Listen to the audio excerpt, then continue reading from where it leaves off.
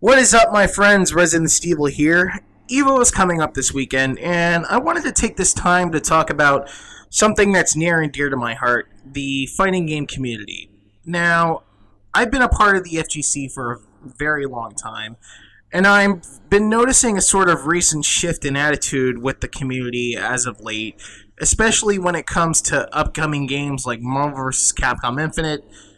I don't want to spend too much time talking about MVCI in this video, but there's something I noticed last week when Maximilian Dude uploaded a Real Talk video regarding an interview with producers of Marvel vs. Capcom Infinite. Let me show you here. Speaking directly in regards to X-Men characters, classic characters that aren't making appearances in Marvel vs. Capcom Infinite, they direct the question to the producers, specifically citing, how do you guys feel that people are hung up in terms of the roster of characters? The biggest response to focus on is this one, specifically stating that if you were to actually think about it, these characters are just functions. They're just doing things. Magneto, case in point, is a favorite because he has an 8-way dash and he's really fast, right? This is pretty much the complete opposite antithesis when it comes to fighting games in my personal opinion. I play characters simply because they are awesome, as well as wanting to do awesome stuff with that character. If they happen to have the tools that make them a top tier, or have the ability to do ridiculous combos, then by all means. But it really comes down to if you make a connection with that character. Case in point, when the other producer, Michael, was talking about the game, in specific regards to the X-Men characters, he had this to say. A lot of fans wanted to see a character like X, so they brought him back. Then we also talked to Marvel very closely about their future roadmap and what's going to be happening. Your modern Marvel fan, maybe they don't even remember some of the X-Men characters, but they know some of the Guardians characters or Black Panther, you know what I mean? I don't personally feel that Michael, much less Peter, actually want to communicate this specifically about these characters. I feel that this is a specific jargon of PR talk that just kind of came out in the wrong way, but at the same time, it's very concerning because what they're kind of pushing makes me feel like this game isn't for me anymore, which hurts, man. I made a couple of messages earlier on Twitter saying that this overall entire conversation just makes me really sad. As a Marvel vs. Capcom fan, I hold on to these games. They are a legacy of games going all the way up into Ultimate Marvel vs. Capcom 3 that was rooted in X-Men characters. And it's not just the X-Men characters that are missing from the game that make the game kind of feel a little weird in terms of its roster right now. The roster is the most important aspect of a Marvel vs. Capcom game. And from what they've showed off so far and what is rumored to be available at launch, it's pretty dry, man. Now, here's what bothers me about this video. It's not so much what he says about everything that happened with MVCI, it's how he reacts to it. It seems like he's just being so passive-aggressive about something that he's had so much passion for many years, and I know he's a huge fan of the Marvel vs. Capcom series. In fact, this was his reaction to the reveal trailer just 6 months ago. Oh, fuck, that's a logo! Yo! Fuck you! Oh my god, what the fuck? How the fuck? Whoa! Dude, this is... What the fuck? Get the fuck out! Get the fuck out! The first fucking game! Oh my god! Ah! Ah! Oh my god! Okay, everyone chill the fuck out! Everyone chill the fuck out! It doesn't even look that cool, man, and whatever. Okay. Oh my god. Oh my fucking god. I see Mega Man X and Ryu. Capcom, you didn't forget about him. You didn't forget about him. It's been 30 years, but he's not dead. I don't fucking believe it. 2 versus 2. 2v2. Ah! Oh, Infinite! Yo! Let's fucking go! Now, Max is entitled to his own opinions and feelings, of course, but to me, this sort of reaction to what's happening with Marvel vs. Capcom Infinite seems rather odd. I mean, this is a game that he and mostly all of us were clamoring for since Ultimate Marvel vs. Capcom 3's release. And when it was finally announced 6 months ago, we all had the same reaction Max did in that video. Excitement, surprise, happiness. And afterwards, we all had a certain amount of expectations and hopes and dreams for this game. Max actually had the words "dreams come true" in the title of the reaction video. But now to see our expectations being far from met, and our hopes and dreams being crushed and completely destroyed, and then to have such a completely apathetic reaction to that afterwards, it doesn't make any sense. However, this sort of behavior is not just centered around Maximilian. I've been seeing this behavior all over the FGC, locally, in organized events, online, in forums, on Twitter, on Facebook, and so on.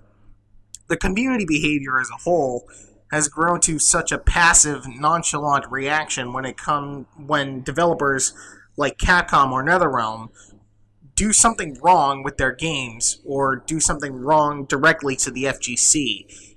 And we all just accept that behavior as just game companies being game companies. Sure, every now and then someone makes a snide remark about a bad fighting game or creates and posts an internet meme, but that's just still being passive about the situation.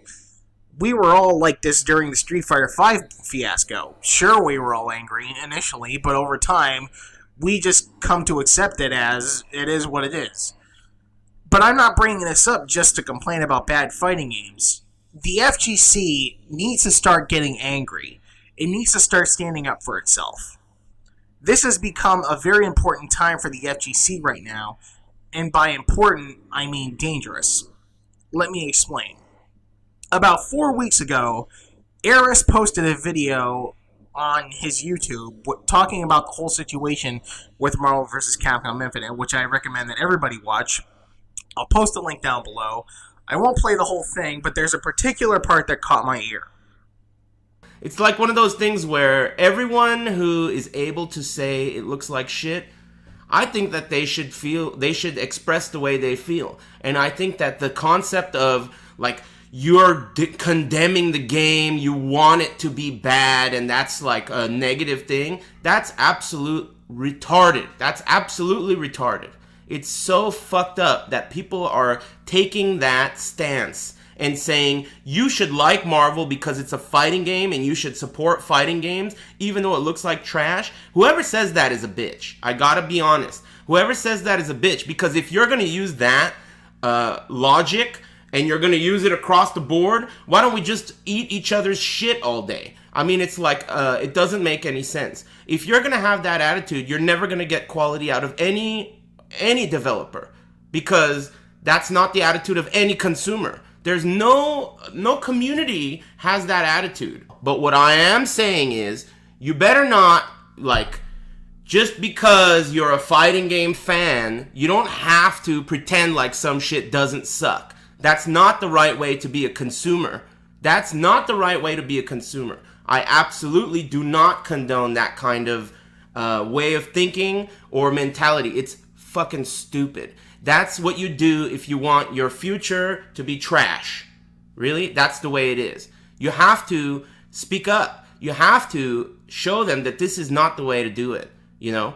And if you like it, then go ahead and like it. I'm not saying you shouldn't like it, but I'm saying don't listen to these motherfuckers that are like, don't talk shit about Marvel because you're condemning it and you want it to die and that's against the FGC. That is the dumbest statement I've ever heard. And if that's really truly being said, those are the people who are in it for the money. Those are the people who are not in it for the long term. They're in it for whenever Marvel comes out, they want those dollary dues. Those are those people. But the people that are in it for the next 10 years and who want the next Marvel game to be good and the next Street Fighter game to be good, those are the people who are saying, look, come on, man. It's not like we don't want Marvel to be good, right? It's not like we don't want it to be good. We want it to be good, but it's trash right now. And that's the end of that. Now, Eris makes a good point here, and I completely agree with every point he makes in the video. Afterwards, I posted a comment on this video, which I will read to you all right now. I've been hearing a lot of talk on Twitter about how wishing for Marvel vs. Capcom Infinite to fail is toxic behavior in the FGC, and this statement couldn't be more wrong. This is a very dangerous time for the FGC when the transition of power is beginning to leave the people who originally created and made the community thrive, the players, and it is being shifted or overtaken by the companies developing these games who supposedly want to drive the esports business. And the reason why this is so dangerous is because the players who put so much effort and time into training, organizing events, and so on, they're losing control. And those who think they can make a career out of esports, like Justin Wong, get put under the thumb of developers like Capcom.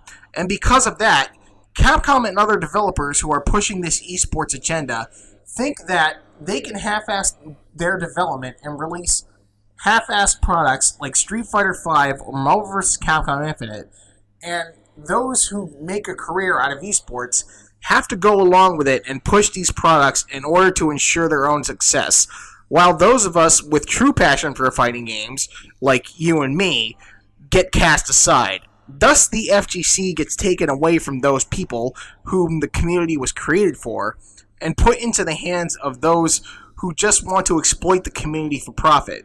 This is why the whole wishing for Marvel vs. Capcom Infinite to fail behavior is not only not toxic, but absolutely necessary. This is the point where the FGC has to draw a line in the sand and tell developers, no, this is where we stand. This is a line, and you can't cross it. Your products, or behavior, or intentions are unacceptable to us. If we don't do that now, then things are going to get a whole lot worse from here on out. Now, I want to expand on this a bit. Capcom and a few other companies, but mostly Capcom, have been making this esports business push for a few years now, and with that push has come some major changes with the fighting game community in how we function, how we're organized, and so on. But because of that, companies like Capcom want to wrestle control of the FGC away from the people who originally built the community from the ground up, the players. They want to monetize the community, exploit it, and turn it more about competition and less about just having fun playing fighting games, trying to shut the doors on people who don't want to pay to compete, who don't want to pay for DLC or new arcade sticks or gamepads, who just want to have fun playing fighting games. And that is not what the FGC is about. The FGC has never been about that, ever. The FGC has always been open to anyone and everyone who enjoys playing fighting games and wants to be a part of something bigger, regardless of whether or not they wish to compete. Now, how are companies like Capcom doing that?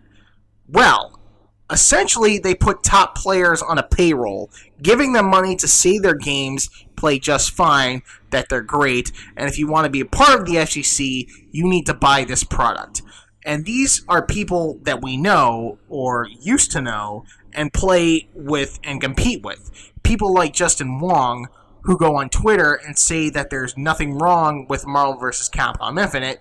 It's a great game, it's absolutely perfect, and people believe him despite knowing that MVCI does in fact have huge problems.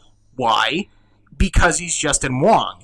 He's famous. He's a celebrity in the gaming world because Capcom made him that way, because Capcom wants everybody to believe that his voice and other people like him, like Daigo, or Alex Valle, or Gutex, or PR Balrog, are the only voices that matter when it comes to the FGC and fighting games in general, so that Capcom can get them to say whatever they want, and people will listen to them. Are these people part of the FGC? Yes. Do they speak on behalf of the FGC as a whole? Absolutely not. I can't speak for communities in other regions, but the FGC that I grew up with, every single voice in the community mattered, regardless of skill, regardless of rank, regardless of fame, status, history, what game you play, etc., etc. It doesn't matter if you're a top player like Justin Wong, or a celebrity like Maximilian Dude, or someone who's been in the FGC for a long time like me, or just someone who's arrived on the scene yesterday. Your voice matters. And I feel that we as a community need to start raising our voices to Capcom and other developers who want to push their own agenda onto the FGC. And like I said before, the community has to draw the line. We have to say to these companies, this is the limit. We are not allowing you to go any further. If you do, then we will not support your company anymore. Don't be afraid to confront these people. Talk to them at events. Ask them questions. Send tweets to them, to Capcom Unity, to Yoshinori Ono, to Ed Boon, and so on. The bottom line here is the FGC is something that we all built up together. And if you're going to EVO or even just watching it on Twitch this weekend, you should remember that. And you should remember that the FGC does not belong to Capcom or NetherRealm or Namco Bandai or ArcSys or Microsoft or Nintendo or to Sony. It belongs to us. And we should all start fighting to keep it that way. I'm Resident Evil. Thank you all for watching, and I'll see you guys online.